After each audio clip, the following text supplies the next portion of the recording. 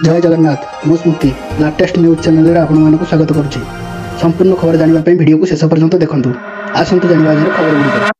आज प्रथम खबर, राज्य सरकार आरंभ करेंगे मुख्यमंत्री बस सेवा। ओडिशा सरकार मुख्यमंत्री बस सेवा आरंभ करेंगे जहाँ राज्यर समस्त रूट्रे चलाचल करेंगे परिवहन मंत्री विभूति भूषण जेना राज्य विधानसभा सूचना देते।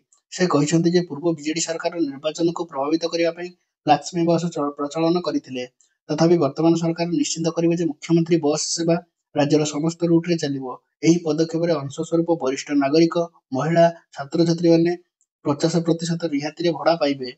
मंत्री गृह को सूचना देते। सहित राज्य सरकार फ्लीट्रे 12टी नुआ सुपर प्रीमियम डिलक्स बस परिचालना करेंगे। आज 11 नंबर खबर, 12 विधायक सस्पेंड।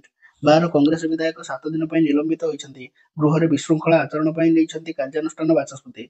बाचस्पति प्रति असम्मान, विधानसभा अशोभनीय आचरण, विधानसभा नियम उल्लंघन पर कांग्रेस सदस्य रामचंद्र काडाम समेत अन्य 11 जन को निलंबन कर बाचस्पति। पोडियम तले कांग्रेस विधायक प्रतिवाद करते। पुणी विधानसभा हंगामा जो 10 मिनिट गृह को मुलतवी रखा काली। आज तृतीय खबर, मृतकों परिवार को 4 लाख सहायता।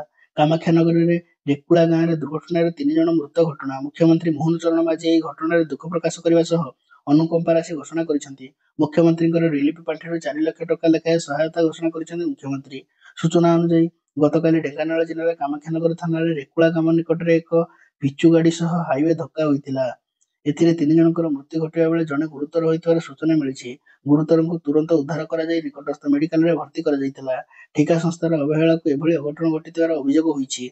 उत्त्यक्त लोके घटनास्थल में टायर जारी रास्ता रोको करने को देखा मिलता। फल ढेंकानाल कामाख्यानगर मुख्य रास्तार यातायात बाधाप्राप्त होता। तेबे गतकाली यही घटना मुख्यमंत्री मृतकों परिवार को 4 लाख लेखाएं सहायता राशि घोषणा करछंती। आज चतुर्थ खबर, 30 मुख्यमंत्री बांटे 50,000 घर। भुवनेश्वर प्रधानमंत्री आवास सर्वे अधिकारी को कड़ा चेतावनी दी जाइए। जदि कौन क्षेत्र में योग्य हिताधिकारी सामिल करा न जाए तेबे दृढ़ कार्यानुष्ठान ग्रहण करा।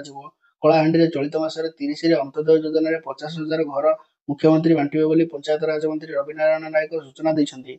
मंत्री कहते वर्तमान सुधा राज्य में 24,22,771 जन पीएम आवास योजना पंजीकरण हो सारे। केतक स्थान में पातर अंतर होइथिबार अभियोग आसिले ताकू विभाग गुरुतर सहित नेब। चलित मार्च 31 सुधा प्रधानमंत्री आवास पाइबा केते पंजीकरण करछथि तार तालिका विभाग को हस्तांतर मध्ये होइछि। आज 5 नंबर खबर, मुख्यमंत्री चिलिका ग्रस्त बातिल। मुख्यमंत्री मोहन माझी चिलिका ग्रस्त शेष में बातिल हो जाइछि। आसंता 28 तारिख से बाणपुर स्थित ग्रस्त करिथान्ते। सेठारे गोदावरी उच्च विद्यालय आयोजन राज्य स्तरीय कार्यक्रम में जोग देइथान्ते। हेले मुख्यमंत्री जरूरी कार्य बातिल कर जाइछि। तेबे पुणी केबे एही कार्यक्रम हेबो ता नहीं कौनसी सूचना नहीं। तेबे मुख्यमंत्री प्रथम मार्च 30 तारिख में आसिबे बोली निर्धारित होइथिला। सेथिबाई खोर्धा प्रशासन तरफ प्रस्तुति मध्ये आरंभ होइथिला। हेले ताहाकु घुंचाई 28 तारिख कार्यक्रम करा जाय बोली निष्पत्ति करागला। फल चिलिका विधायक तथा पृथ्वीराज हरिचंदन, पुरी सांसद समिति पात्र बाणपुर ग्रस्त कर प्रस्तुतिर तदारख करथिले। बाणपुर पंडित गोदावरी मिश्र नाम नामित गोदावरी उच्च विद्यालय ठारे गोदावरी मिश्र आदर्श प्राथमिक विद्यालय योजनार शुभारंभ कार्यक्रम थिला। आज 6ठ खबर, जटणी बाबू खटतलु बाहर 500 टंकिया भिड़ा। आय बहिर्भूत संपद ठूल अभियोग खोर्धा जटणी पौरपालिका कार्यनिर्वाही अधिकारी सूर्यमणि पाटजोशी निजस्व बासभवन और संपर्क घर समेत विभिन्न स्थान में चढ़ाऊ जारी रखी विजिलेंस 9टी टीम। रेड बेले खटतलु मिली नगद 17 लाख टंका। यह 150 ग्राम सुला अलंकार।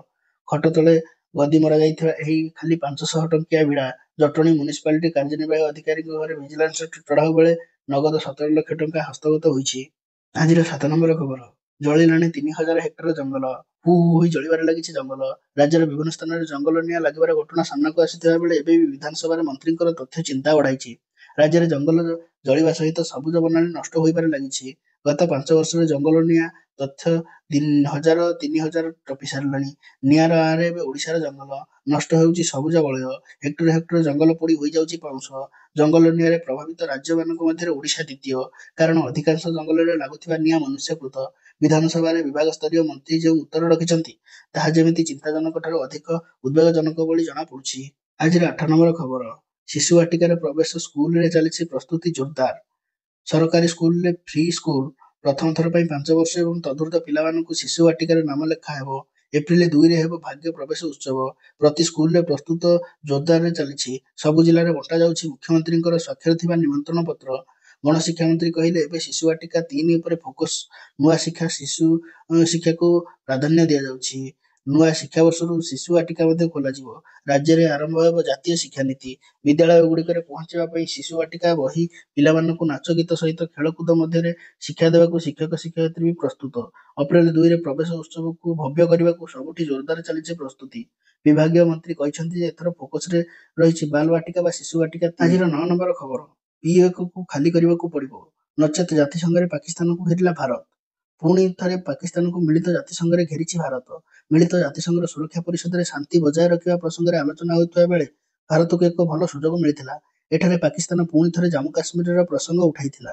ତେବେ ଏଥିରେ ମଧ୍ୟ ଭାରତର ପଡ଼ୋଶୀ ଦେଶକୁ ଦର୍ପଣ ଦେଖାଇବାକୁ ଏହାକୁ କଡ଼ା ଭର୍ତ୍ସନା କରିଛି ଭାରତ। ବାସ୍ତବରେ ଭାରତର ସ୍ଥାୟୀ ପ୍ରତିନିଧି ରାଷ୍ଟ୍ରଦୂତ ହରିଶ ପି ପାକିସ୍ତାନକୁ ଟାର୍ଗେଟ କରିଛନ୍ତି ଏବଂ କହିଛନ୍ତି ଯେ ପାକିସ୍ତାନ ଆମ ଜାମ୍ମୁ କାଶ୍ମୀର ଉପରେ ବାରମ୍ବାର ଭିତ୍ତିହୀନ ତଥା ଅନାବଶ୍ୟକ ବିବୃତ୍ତି ଦେଇଥାଏ। ପାକିସ୍ତାନର ମିଥ୍ୟା ଦାବିକୁ କିମ୍ବା ଆତଙ୍କବାଦକୁ ବିସ୍ତାର କରିବା ନୀତିକୁ ଏଭଳି ବିବୃତ୍ତି ସଠିକ ବୋଲି ପ୍ରମାଣ କରାଯାଇପାରିବ ନାହିଁ। ଭାରତ ମଧ୍ୟ ସ୍ପଷ୍ଟ ଶବ୍ଦରେ କହିଛି ଯେ ପାକିସ୍ତାନ ଜାମ୍ମୁ କାଶ୍ମୀରର କିଛି ଅଂଶକୁ ବେଆଇନ ଭାବେ ଦଖଲ କରିଛି ଏବଂ ତାକୁ ସେହି ଅଞ୍ଚଳକୁ ଛାଡ଼ିବାକୁ ପଡ଼ିବ। ଛୋଟ ଚିନ୍ତାଧାରା ଏବଂ ଦେଶକୁ ବିଭାଜନ କରିବାର ନୀତି ଛାଡ଼ି ଶାନ୍ତି ଆଡ଼କୁ ପାଦ ଦେବା ଉଚିତ ବୋଲି ପାକିସ୍ତାନକୁ ହରିଶଙ୍କର ପରାମର୍ଶ ଦେଇଛନ୍ତି। ଆଜିର 10 ନମ୍ବର ଖବର, ବସ୍ତି ଯୁଗର ପୂର୍ଣ୍ଣଚ୍ଛେଦ। ଦିଲ୍ଲୀରୁ ହଟିବ ବସ୍ତି ଯୁଗ। ତୁମ ଶୀଷ ମହଲ ନିର୍ମାଣ କରାଗଲା, ଆମେ ଗରିବଙ୍କ ପାଇଁ ଘର ନିର୍ମାଣ କରିବୁ। ଆମେ ବସ୍ତି ବାସିନ୍ଦାଙ୍କ ପାଇଁ ଶୌଚାଳୟ ଏବଂ ସ୍ନାନାଗାର ନିର୍ମାଣ କରିବୁ। ବଜେଟରେ ବଡ଼ ଘୋଷଣା କରିଛନ୍ତି ରେଖା ଗୁପ୍ତା ସରକାର। ଏଥିପାଇଁ ସ୍ୱତନ୍ତ୍ର ବଜେଟ ଆଣିଛନ୍ତି ଦିଲ୍ଲୀ ସରକାର। ବଜେଟରେ ବସ୍ତି ଏବଂ ଜେଜେ କଲୋନୀରେ ରହୁଥିବା ଲୋକମାନଙ୍କର ଏକ ବଡ଼ ଉପହାର ଦେଇଛନ୍ତି ସରକାର। ଦିଲ୍ଲୀ ମୁଖ୍ୟମନ୍ତ୍ରୀ ବସ୍ତି ବାସିନ୍ଦାଙ୍କ ପାଇଁ ବଡ଼ ଘୋଷଣା କରିଛନ୍ତି। ଦିଲ୍ଲୀର ଏକ ବଡ଼ ଅଂଶ ଏବେ ବସ୍ତିରେ ବାସ କରୁଛନ୍ତି। ପୂର୍ବରୁ ବଜେଟ ରଖାଯାଇଥିଲା କିନ୍ତୁ ତାହା ଖର୍ଚ୍ଚ ହେଉନଥିଲା। ବସ୍ତି ଏବଂ ଜେଜେ କଲୋନୀରେ ସୁବିଧା ସୁଯୋଗ ପାଇଁ 696 କୋଟି ଟଙ୍କା ଆବଣ୍ଟନ ହେବାକୁ ଯାଉଛି। ଆଜିର 11 ନମ୍ବର ଖବର, ଆଉ 15ରୁ 20 ବର୍ଷ ଯାଏଁ କାହାର ନମ୍ବର ଆସିବ ନାହିଁ, ଅମିତ ଶାହା। କେନ୍ଦ୍ର ଗୃହମନ୍ତ୍ରୀ ଅମିତ ଶାହା ରାଜ୍ୟସଭାରେ ବିପର୍ଯ୍ୟୟ ପରିଚାଳନା ବିଲ୍ 2024 ଉପରେ ଆଲୋଚନାରେ ଉତ୍ତର ଦେଇଛନ୍ତି। ସେ କହିଛନ୍ତି ଯେ ଆମେ ସମସ୍ତଙ୍କୁ ସ୍ୱୀକାର କରିବାକୁ ପଡ଼ିବ ଯେ ଗତ 10 ବର୍ଷ ମଧ୍ୟରେ ବିପର୍ଯ୍ୟୟ ପରିଚାଳନା କ୍ଷେତ୍ରରେ ହୋଇଥିବା ପରିବର୍ତ୍ତନକୁ ଆମକୁ ଏକ ଜାତୀୟ ସହ ଆଞ୍ଚଳିକ ଏବଂ ବିଶ୍ୱସ୍ତରୀୟ ଶକ୍ତିରେ ପରିଣତ କରିଛି। ଏହି ବିଲ୍ ଦେଶର ସଫଳତା କାହାଣୀକୁ ଦୀର୍ଘ ସମୟ ପର୍ଯ୍ୟନ୍ତ ବଜାୟ ରଖିବା ପାଇଁ ଅଟେ। ଏଠାରେ କେହି ମୋତେ ଭୁଲ ବୁଝିବା ଉଚିତ ନୁହେଁ। ମୁଁ ସରକାରଙ୍କର ସଫଳତା କାହାଣୀ ବିଷୟରେ କହୁନାହିଁ, ବରଂ ଦେଶର ସଫଳତା କାହାଣୀ ବିଷୟରେ କହୁଛି। ଏହାଛଡ଼ା ବିତର୍କର ଉତ୍ତର ଦେଇ ସେ ବିରୋଧୀମାନଙ୍କୁ କଟାକ୍ଷ କରି କହିଛନ୍ତି ଯେ 15ରୁ 20 ବର୍ଷ ଯାଏଁ କାହାର ପାଳି ଆସିବ ନାହିଁ। ଯାହା କରିବାକୁ ପଡ଼ିବ ଆମେ ତାହା କରିବାକୁ ରାଜି ଅଛୁ ଏବଂ ଆମେ ତାହା କରିଛୁ ମଧ୍ୟ। ଆଜିର 12 ନମ୍ବର ଖବର, ମାର୍ଚ୍ଚ 30ରେ ଆର୍ଏସ୍ଏସ୍ ହେଡକ୍ୱାର୍ଟର ଯିବେ ପ୍ରଧାନମନ୍ତ୍ରୀ ମୋଦି। ପ୍ରଧାନମନ୍ତ୍ରୀ ନରେନ୍ଦ୍ର ମୋଦି ମାର୍ଚ୍ଚ 30 ତାରିଖରେ ନାଗପୁର ରାଷ୍ଟ୍ରୀୟ ସ୍ୱୟଂସେବକ ସଂଘ ମୁଖ୍ୟାଳୟ ପରିଦର୍ଶନ କରିବେ ପ୍ରଧାନମନ୍ତ୍ରୀ। ଏହାପରେ 11 ବର୍ଷ ମଧ୍ୟରେ ଏହାର ପ୍ରଥମ ଥର ହେବ ଯେ ମୋଦି ଆର୍ଏସ୍ଏସ୍ ମୁଖ୍ୟାଳୟ ଯିବେ ଏବଂ ସଂଘର ମୁଖ୍ୟ ମୋହନ ଭାଗବତଙ୍କୁ ଭେଟିବେ। ସୂଚନା ଅନୁଯାୟୀ ପ୍ରଧାନମନ୍ତ୍ରୀ ମୋଦି ସେହି ଦିନ ଅନେକ କାର୍ଯ୍ୟକ୍ରମରେ ଅଂଶଗ୍ରହଣ ମଧ୍ୟ କରିବେ, କିନ୍ତୁ ସବୁଠାରୁ ଗୁରୁତ୍ୱପୂର୍ଣ୍ଣ କାର୍ଯ୍ୟକ୍ରମ ହେବ ମୋହନ ଭାଗବତଙ୍କ ସହିତ ସାକ୍ଷାତକାର। ଏହା ପୂର୍ବରୁ ଅଟଳ ବିହାରୀ ବାଜପେୟୀ ପ୍ରଧାନମନ୍ତ୍ରୀ ଥିବା ସମୟରେ ମଧ୍ୟ ଆର୍ଏସ୍ଏସ୍ର ମୁଖ୍ୟ ପରିଦର୍ଶନ କରିଥିଲେ। ଅଯୋଧ୍ୟାର ରାମ ମନ୍ଦିର ଉଦ୍ଘାଟନ ପରେ ଏହି ବୈଠକ ପ୍ରଥମ ସାର୍ବଜନୀନ ଦୃଶ୍ୟ ହେବ। ଭାରତର ପ୍ରଧାନମନ୍ତ୍ରୀ ମୋଦି ଆର୍ଏସ୍ଏସ୍ର ସମର୍ଥନ ମାଧବ ଚକ୍ଷୁ ହସ୍ପିଟାଲ ମଧ୍ୟ ଭିତ୍ତିପ୍ରସ୍ତର ସ୍ଥାପନ କରିବେ। ଏହି କାର୍ଯ୍ୟକ୍ରମ ପରେ ମୋଦି ଏବଂ ଭାଗବତଙ୍କ ମଧ୍ୟରେ ଏକ ମୁହାଁମୁହିଁ ସାକ୍ଷାତକାର ହେବ, ଯାହାକୁ ନେଇ ରାଜନୈତିକ ମହଲରେ ଖୁବ୍ ଆଲୋଚନା ହେବାରେ ଲାଗିଛି। ଆଜିର 13 ନମ୍ବର ଖବର, ଟାରିଫ ବିବାଦ ଭିତରେ 4 ଦିନିଆ ଭାରତ ଗସ୍ତରେ ଆସୁଛନ୍ତି ଆମେରିକୀୟ ଦଳ।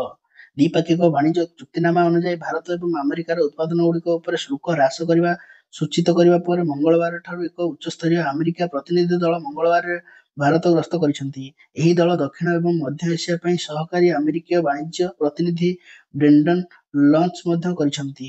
ରାଷ୍ଟ୍ରପତି ଟ୍ରମ୍ପଙ୍କର 2 ଏପ୍ରିଲରୁ ପରସ୍ପର ଶୁଳ୍କ ଲାଗୁ କରିବାକୁ ଘୋଷଣା କରିବା ବେଳେ ଆମେରିକା ପ୍ରତିନିଧି ମଣ୍ଡଳ ଏହି ଗସ୍ତ ପରି ଏକ ସମୟରେ ହୋଇଛି। ଏହା ଭାରତରୁ ପାକିସ୍ତାନ ହୋଇଥିବା କୃଷି ଉତ୍ପାଦନ, ମାଂସ, ପ୍ରକୃତିକୃତ ଖାଦ୍ୟ ସାମଗ୍ରୀ, ଅଟୋମୋବାଇଲ, ହୀରା, ସୁନା ଉତ୍ପାଦନ ସହିତ ରାସାୟନିକ ପଦାର୍ଥ ଏବଂ ଔଷଧ ଉତ୍ପାଦନ ଉପରେ ପ୍ରଭାବ ପକାଇପାରେ ବୋଲି ଆଶଙ୍କା କରାଯାଉଛି, ଯାହା ଉପରେ ଶୁଳ୍କ ପାର୍ଥକ୍ୟ 8ରୁ 33% ପର୍ଯ୍ୟନ୍ତ ହୋଇପାରେ। ଆଜିର 14 ନମ୍ବର ଖବର, ପୁଣି ବଢ଼ିବ ହିଟ୍ ୱେଭ୍। 29ରୁ ପୁଣି ବଢ଼ିବ ଖରା। ରାଜ୍ୟରେ ପୁଣି ପରିବର୍ତ୍ତନ ହେବ ହିଟ୍ ୱେଭ୍। 29ରୁ ପୁଣି କଲବଲ କରିବ ଗ୍ରୀଷ୍ମ ଲହରୀ। ସମ୍ବଲପୁର, ସୋନପୁର, ବଲାଙ୍ଗୀର, କଳାହାଣ୍ଡିକୁ ନେଇ ସତର୍କ କରାଯାଇଛି। 4 ଦିନରେ ରାଜ୍ୟରେ 6 ଡିଗ୍ରୀ ଯାଏଁ ତାପମାତ୍ରା ବଢ଼ିବ। ରାତିର ତାପମାତ୍ରା 2ରୁ 3 ଡିଗ୍ରୀ ଯାଏଁ ବଢ଼ିବ। କାଳବୈଶାଖୀ ପ୍ରଭାବରେ ଓଡ଼ିଶାର ବିଭିନ୍ନ ସ୍ଥାନରେ ବର୍ଷା ଏବଂ ବଜ୍ରପାତ ପରେ ଓଡ଼ିଶାରେ ପୁଣି ଥରେ ଉଷ୍ମ ପାଗ ଫେରିବାକୁ ଯାଉଛି, ଯାହା ଆଗାମୀ ଦିନରେ ଜନସାଧାରଣଙ୍କ ଜୀବନକୁ ଅସ୍ତବ୍ୟସ୍ତ ଏବଂ ପ୍ରଭାବିତ ମଧ୍ୟ କରିବ। ଯଦି ଆପଣମାନଙ୍କୁ ଆମର ଖବର ଭଲ ଲାଗୁଥାଏ ତାହେଲେ ତୁରନ୍ତ ଖବର ଜାଣିବା ପାଇଁ ସବସ୍କ୍ରାଇବ୍ କରନ୍ତୁ। Please subscribe to get the latest information. Thank you.